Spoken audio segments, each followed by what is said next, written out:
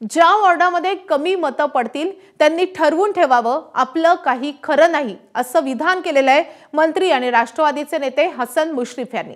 तसंच कुणीही निगेटिव्ह चर्चा केली आणि तसं कळलं तर त्यांची गय केली जाणार नाही असा इशारा हसन मुश्रीफ यांनी दिलाय। ते कागल नगर परिषद निवडणुकीच्या प्रचार सभेत बोलत होते। आपल्या गटात असेल किंवा राजेसाहेबांच्या गटात असेल, जर निगेटिव्ह बोलत असेल तर त्याचंही नाव आम्हाला तुम्ही सांगितलं पाहिजे। ज्या वार्डामध्ये मतं कमी पडतील त्यांनी ठरवून ठेवावं की आपलं काही खरं नाही।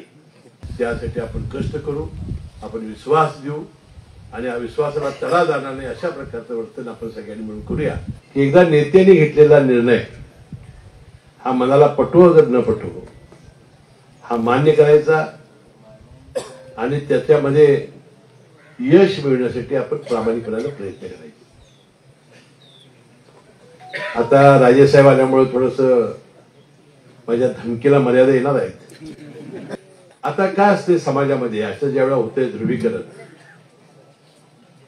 त्यावेळेला अनेकांना असं वाटतं की आता आपलं महत्व गेलं, की दोघं भांडत बसली असती तर आपलं महत्व राहिलं असतं,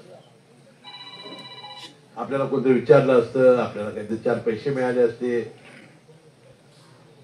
आणि आपलं महत्वच कमी झालं आणि मग जरा थोडा गमजा करण्याची सवय असते त्यांना। एबीपी माझा, उघडा डोळे बघा नीट।